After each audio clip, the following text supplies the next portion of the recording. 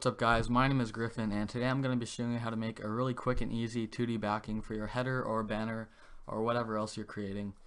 So we're going to be using Photoshop for this tutorial. This is the only program we're going to be using, no Cinema 4D. So once you have Photoshop open, I'm going to make a 1500 by 500 document because that's the dimensions for a Twitter header. And now what we're going to do is we're going to make a new solid color. I think purple looks pretty nice for this tutorial or for this style, so I'm going to do a nice purple color like that, somewhere around there. Don't put it all the way up here because then it won't look good. I'm going to make it a little darker. And now the next thing we're going to do is we're going to import pretty much any image that you have into your document, and you'll see why in a sec. So I'm just going to look up. I have an abstract tab open on Google Images because I think abstract images look pretty nice. I'm just going to use this picture that I already had opened. Control V into Photoshop. Then I'm going to zoom out. Then I'm going to Control T. Then make it fit our header. Then Control A on your keyboard. Then up here we have our alignment tools. I'm going to center it like that.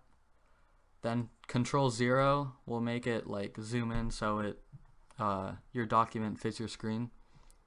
And now what we're going to do now is we're going to motion blur this picture. So I'm going to go to Filter, Blur, Motion Blur.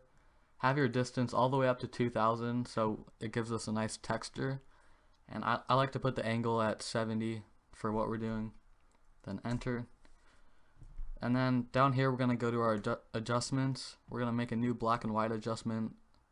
Close that. Then hold Control on your keyboard and also select the picture that we got.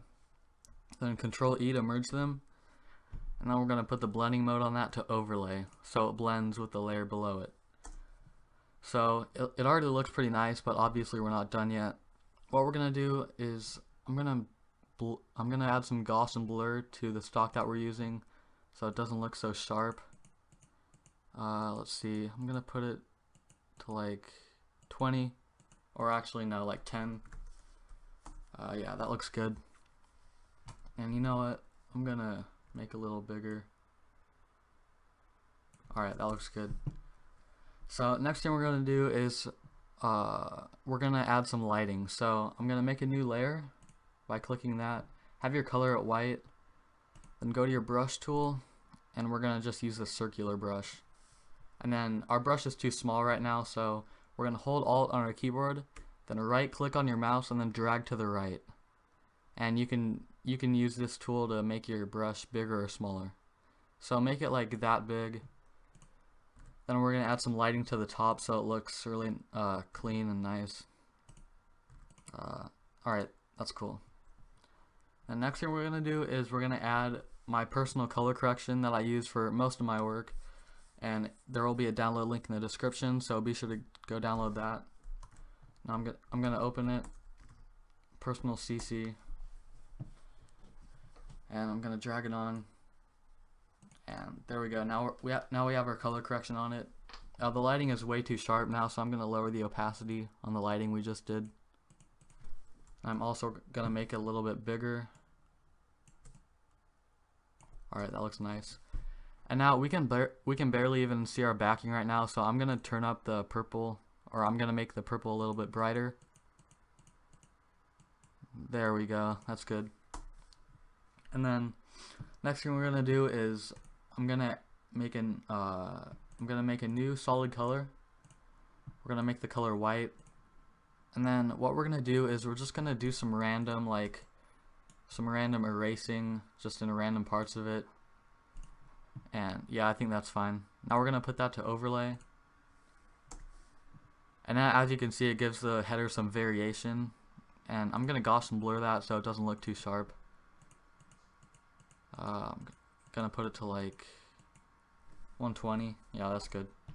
What we're going to do now is we're going to add some adjustment layers. So I'm going to add curves, and I'm going to do an S curve. So make your curves line, whatever it's called. I don't know what to call it, but make it look like an S. It'll make it a little darker. Then the other adjustment I like to do for this style is vibrance. So I'm going to turn the vibrance up and saturation down so it just looks cleaner. then if you take the adjustments off, you'll see that it looks a lot nicer with them. So if you want to change the color, like at the end, if you don't like the color of it, you can add a hue and saturation layer and change the hue. You can really just make it whatever color you want. So yeah, keep experimenting with the style if you liked it. And that's pretty much it for this tutorial. If you enjoyed, be sure to leave a like and comment, and also subscribe for more tutorials. And that's it. Peace.